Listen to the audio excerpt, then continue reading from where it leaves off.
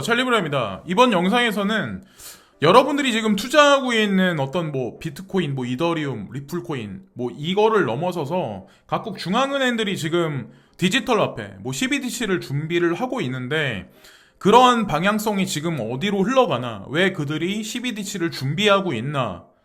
저 같은 아마추어가 이 자료를 준비한 게 아니라 이거는 한국금융연구원의 한 연구원분이 이 자료를 만드셨어요. 그래서 한국금융연구원 공식적인 발표는 아니고 그분이 이제 그렇게 말씀하시더라고요. 끝에 본인 얘기가, 본인의 어떤 그런 자료 서머리 내용이 많이 들어간 거지 공식적인 한국금융연구원 발표는 아니다. 그걸 아시면서 여러분들이 보셔야 되고, 이 자료는 정옥님이라고 이제 구독자님 중에 한 분이 있는데 그분이 이제 이 자료를 제공해 주셨어요. 자, 그래서 일단은 한국금융연구원이 어떤 데냐, 우리가 일단 알고 넘어가야 되는데, 대한민국 국내외 금융제도, 금융정책 및 금융회사 경영 및 금융 전반에 걸친 과제를 체계적으로 연구 분석함으로써 금융산업 발전과 금융정책 수립에 기여하기 위하여 설립된 사단법인이다. 그래서 전국은행연합회 금융경제연구소를 모태로 1991년 분리독립하였다라고 여기 나오죠. 그러니까 어떤 데인지는 아마 대충 아실 거예요. 전국에 있는 금융에 관련된 여러 가지 어떤 상위 클래스에 있는 어떤 그런 사람들이 모여서 만들어낸, 우리나라 이제 은행을 중심으로 해서 만들어낸 사단법인이라는 거를 이제 한번 말씀 또 드리고, 자, 이제 본론으로 들어가서 본고에서는 중앙은행 디지털 화폐가 무엇인지, 그리고 어떤 형태가 가능한지를 살펴보고 현재 주요국에서 진행 중인 연구 및 프로젝트 내용을 소개한다. 아울러 중앙은행 디지털 화폐가 실제로 도입될 경우에는 향후 중앙은행의 기능 및 통화 정책과 지급결제, 금융 안정 등 금융 시스템에 미치는 영향과 시사점도 도출하고자 합니다. 그래서 끝까지 들어보시면 중간에 내용이나 맥락이, 단어가 되게 어려우실 수도 있는데 계속 보시다 보면 큰 맥락의 흐름은 아마 아실 수 있을 것 같아요. 그리고 아셔야지 앞으로의 세상이 어떻게 변하는지에 관해서도 아실 거라고 생각을 합니다. 그래서 지루하시겠지만 한번 끝까지 한번 보세요. 자, 비트코인은 2009년 1월 출연한 이후, 자, 2009년 1월에 출연했다. 2019년 10월 말 현재 가상통화의 시가총액 규모는 총 2,468억 달러로 비트코인, 이더리움, 리플 3개 종목이 전체 시장의 80.5%를 차지한다. 이거를 여러분들이 아셔야 되고, 가장 중요한 건 이 3대 통화가 비트코인, 이더리움, 리플 코인, 여기 나와 있는 이 인덱스 지수를 따로 만들어서 나스닥에 등록도 돼 있다. 그래서 저는 비트코인 ETF가 아직까지 승인이 안 났지만 점진적으로 저는 비트코인 나고 이더리움 가고 리플 코인도 인덱스 지수에 올라갈 거라고 생각을 해요. 근데 단 중요한 건 리플 코인에 관해서 많은 사람들이 이제 희망회로를 상반기 언제까지, 이게 4,000원, 5,000원 막 이렇게 보시는 분들도 많은데, 저는 단 1,000원까지만 올라가도 되게 근사하게 잘 올라갔다고 생각하거든요. 그러니까 사람들은 그런 얘기를 되게 많이 하죠. 비트코인이 엄청나게 많이 올라가지도 않은 상황, 이더리움이 엄청나게 많이 올라가지도 않은 상황인데 리플 코인만 어떻게 4,000원을 가겠냐는 거죠. 저는 이제 그런 생각을 하거든요. 다 균형 있게 밸런스 맞춰서 올라갈 거라고 이제 저는 생각을 해요. 리플 코인이 안 올라 한다고 하더라도 언제까지 안 오르겠어요. 근데 너무 말도 안 되는 희망회로를 지금부터 계속 돌리는 거는 제가 봤을 땐 그거는 좀 그렇다고 생각하거든요. 저도 리플 코인 위주로만 막 방송을 하면 지금보다 조회수가 되게 많이 나오겠죠. 근데 리플 코인은 여러분들이 아셔야 되는 게 개수가 생각보다 되게 많아요. 다른 거보다, 오히려 이더리움이나 비트코인 같은 거보다 가격이 싸니까 개수가 많은데, 사람들은 개수 많은 건 생각 안 하고 예전에 있었던, 갑자기 막 급작스럽게 일주일 만인가? 2주일 만인가? 그때 동안에 갑자기 몇십 원 했던 게 갑자기 막 올라서 이제 그것만 바라보고, 거기다가 많은 히스토리에 있었던 예전에 있었던 그 얘기를 지금 대입을 하는데, 저는 점진적으로 계단식 상승 쪽으로 갈 거라고 생각을 하거든요. 자산 시장으로 이게 만약에 등재가 된다고 한다면. 자, 그리고 화폐로서의 가상통화 평가를 정책 당국자들, 지금 높은 데 계시는 연세 드신 분들은 어떻게 생각하냐? 자, 이 한 문장에 모든 게 나와 있어요. 가상통화는 화폐라기보다는 교환의 매개수단 기능을 일부 수행하고 있는 투기자산이라는 것이 국내외 학계 및 정책당국의 전반적인 평가다 라고 여기 나와요. 투기자산이라고 생각들을 많이 하신대요. 예. 그러니까 문서상에 이렇게 나와 있지, 저는 뒤에서는 다 알게 모르게 다 본인들이 이미 투자를 다 진행할 거라고 생각을 하거든요. 중앙은행 디지털화폐의 정의 및 형태. 중앙은행 디지털화폐 CBDC는 지폐나 주화와 같은 실물 명목 화폐를 대체하거나 보완 사용하기 위해 중앙은행이 발행하는 전자적 명목 화폐로 정의한다. 이와 같은 전자적 형태의 중앙은행 화폐는 완전히 새로운 개념은 아니며 중앙은행 내에 예치된 은행의 지급 준비금 혹은 결제 계좌의 잔액은 이미 계정형의 전자적 화폐 형태로 운영되어 왔습니다. 자, 기존에 이미 그런 시스템은 있었다. 거기에 블록체인만 기입이 될 뿐이다.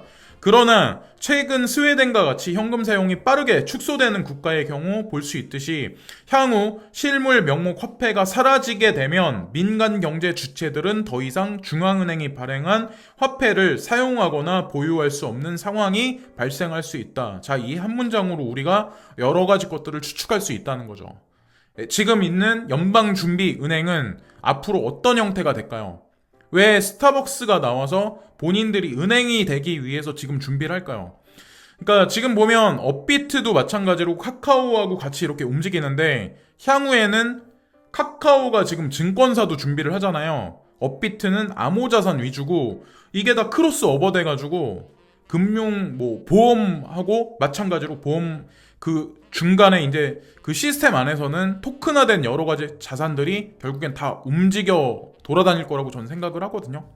암호 자산이면서 또 그게 우리가 실생활에 쓸 수 있는 페이먼트도 되고 거기서 간접 투자 금융 상품도 나올 수 있고 거기서 이제 보험도 나올 수 있고 저축도 할 수 있고 그런 식으로 되지 않을까. 거기다가 이제 더 나아가서 스테이킹이라고 하죠. 코인을 맡겨놓으면 이자 지급받는 거. 그런 시스템도 이제 점진적으로 다 크로스오버 돼서 이제 될 거라고 생각을 하고, 우선 CBDC는 지급결제의 집중 혹은 분산 형태에 따라서 중앙은행의 직접 계좌가 개설된 계정형과 중앙은행이 보증하는 전자적 토큰 형태로 거래되는 디지털 토큰으로 구분됩니다. 자, 크게 큰 범주에서 두 가지로 나눠진다. 범용성 여부에 따라서 계정형 CBDC는 다시 은행을 비롯한 제한된 금융기관만 사용 가능한 지불준비금 계좌와 모든 일반에게 개방된 개인 예치 계좌로 나눌 수가 있습니다. 중앙은행 디지털 토큰은 금융기관 간의 대규모 지급결제에 사용되는 도매용 디지털 토큰과 일반인들이 소액거래 등에 제한 없이 사용할 수 있는 소매용 디지털 토큰으로 구분이 됩니다. 자, 그래서 여기서 보시면 분산 원장 기술에 기반한 도매용 중앙은행 디지털 토큰을 어떻게 도입, 적용할 것인가 하는 것입니다. CBDC에 관한 어떤 그 방향성은 캐나다 중앙은행은 도매용 CBDC인 CAD 코인을 개념을 도입을 하고 이미 도입을 했고, 분산 원장 기술을 기반으로 한 실시간 총액 결제 RTGS와 증권 청산 결제 시스템을 실험적으로 구축하는 제스퍼 프로젝트를 이미 진행 중입니다. 싱가포르 중앙은행은 마스도 마찬가지로 캐나다 코인과 유사한 방식으로 디지털 싱가포르 달러를 발행을 하고 새로운 거액결제 시스템을 구축하는 유빈 프로젝트를 진행을 하고 있습니다. 그러니까 그들은 이미 움직이고 있다는 거죠. 그 중국만 움직이는 게 아니라, 자, 현재 유빈 프로젝트는 실시간 거액결제 및 증권 청산 결제 시스템 실험 모형 구축을 마무리하고 캐나다 중앙은행, 영란은행 등 주요국 중앙은행들이 공동으로 참여하는 외환 동시 결제 시스템 구축 연구로 확대 진행되고 있습니다. 2014년부터 2016년에 이 개념이 이미 도입이 됐었다. 코닝에 따르면 미 연준이 직접 가상통화 FED 코인을 발행하여 미 달러와 1대1 비율로 교환해주는 것을 보장한다. 자, 이 개념이 이미 예전에 이제 도입이 됐었고, 이와 같은 특성으로 인해서 FED 코인은 현금 및 지급 준비금과 더불어 본원 통화를 구성하는 제3의 공식적 통화의 성격을 가지게 된다 라고 여기 또 나와 있죠. 자, 현금 사용이 급격하게 축소되면서 이를 대체할 CBDC 발행을 고려하고 있는 스웨덴도 개인의 소매 결제용 디지털 화폐인 이 크로나를 발행 하여 관련된 연구를 현재 진행 중입니다. 이미 발행을 해서 연구하고 있대요. 중국의 CBDC는 주로 은행 계좌와 연계되어 운용될 것으로 보이나 반드시 은행 계좌를 필요로 하지는 않는 체제인 것으로 알려지고 있습니다. 한편 중국은 CBDC 제도 시행 시 어느 정도 제한된 익명성 보장을 통해 개인정보 보호와 함께 자금 세탁과 같은 부작용의 최소화도 도모할 것으로 보이고 있습니다. 반면 누구나 사용 가능한 소매용 CBDC의 도입은 은행 예금을 대체하는 정도에 따라 통화량뿐만 아니라 중앙은행과 민간은행 간의 역할에도 영향을 미칠 가능성이 많습니다. 비은행 민간 경제 주체가 자신이 보유하고 있는 현금을 CBDC로 교환하는 경우에는 신규로 CBDC가 발행되고 교환된 동일 금액만큼의 기존 현금은 중앙은행으로 환수됩니다. 이 경우 중앙은행 발행 기존 실물 명목 화폐가 CBDC로 교체될 뿐 다른 영향을 미치지 않게 됩니다. 이에 지준이 부족해진 은행들은 축소된 예금만큼 대출을 회수하거나 보유 채권 등 자산을 매각하여 지준 부족분을 메우게 됩니다. 이와 같이 CBDC가 은행 예금을 대체할수록 은행의 대출 등 자산 규모가 축소되고 전통적 자금 중개 기능이 위축될 가능성이 높아지게 됩니다. 자, 여기 나와 있는 내용을 여러분들이 보시면 아마 아실 거예요. CBDC를 중앙은행에서, 그러니까 한 국가의 최고 제1금융권에서 만약에 CBDC를 발행을 한다. 그러면 마찬가지로 밑에 있는 제2금융권, 제3금융권은 무너질 가능성이 되게 많다. 그런 얘기를 지금 하고 있는 거죠. 그래서 CBDC가 유통되면서 지금 현재 현금이 시중에 풀려 있는 것들은 오히려 CBDC하고 교환돼서 중앙은행으로 다시 돌아오고 그것은 다시 점진적으로 이제 소각되지 않을까. 이와 같이 CBDC가 은행 예금을 대체하는 폭이 커질수록 중앙은행은 종전과 동일한 정책 효과를 거두기 위해 본원 통화 공급 규모를 늘려야 하는 등 확대된 역할을 수행하게 될 가능성이 높습니다. 라고 여기 또 나오죠. 자, 중앙은행이 종전과 동일한 정책 효과를 거두기 위해서 확대된 역할을 수행하게 된다. 이 얘기가 뜻하는 게 뭘까요? 완전 100% 중앙 집중화 되겠다는 얘기예요. 지금같이 은행이 여러 개가 생겨나는 게 아니라. 그러면 관리하고 감독하기 훨씬 쉬워지죠. 통제된 사회를 만들어내기 위한 하나의 수단이라고 저는 이제 생각을 하거든요. 이게 음모론을 여기다 대입하는 게 아니라. 그러지 않을까요? 자, 통화정책에 미치는 영향. 도매용 디지털 토큰은 은행을 대상으로 명목 화폐인 지급준비금과의 교환을 통해 발행되기 때문에 통화량 및 통화정책에 새로운 영향을 미치지는 않습니다. 자, 그래서 어쨌건 이게 사람들이 이제 중앙은행 당국자들이 그런 얘기는 하죠. 우리가 코인텔레그래프, 코인데스크 그런 얘기 많죠. CBDC가 나오면, 디지털화가 나오면 위험하다. 정책 당국자들한테 위험한데, 근데 사실은 안 그렇다는 거지. 오히려 그들한테는 훨씬 더 지금보다 대중들을 이제 통화 시스템, 조세 제도를 매기기 위해서도 훨씬 지금보다 쉽다는 거죠. 현금이 지금보다 사라지고 중간에 1금융권, 2금융권이 지금보다 많이 축소되면 그 프로세싱 단계가 다 사라지는데 얼마나 심플해질까요? 모든 것들이. 우선 중앙은행이 비은행 민간 경제 주체를 대상으로 직접 화폐 발행이 가능해지기 때문에 중앙은행 입장에서는 양적 완화 정책에 새로운 수단이 생기게 됩니다. 이게 사실은 이번 영상의 핵심이에요. 중앙은행이 직접 비은행 민간 경제 주체를 대상으로 국공채 매입하고 화폐를 발행하여 본원 통화 공급을 증가시킬 수 있는 새로운 정책 수단이 생기는 것을 의미합니다. 자, 이게 얘기하는 건 뭐냐? MMT 이론도 아니고 기존에 있는 양적 완화도 아니야. 왜? 그건 이미 한계치에 다다랐어. 그러기 때문에 CBDC라는 새로운 황금알을 낳는 거위를 준비를 해서 그 거위가 알을 낳게 하고 그 알을 유통시키려고 지금 하는 거예요. 그렇게 보시면 될 것 같아요. 아울러 중앙은행이 CBDC에 이자를 지급하게 되면 새로운 금리 체계가 형성되면서 통화정책의 유효성 증대에도 긍정적으로 작용할 전망이다 라고 여기 또 나오죠. 오히려 CBDC가 발행되는 게 더 좋다고.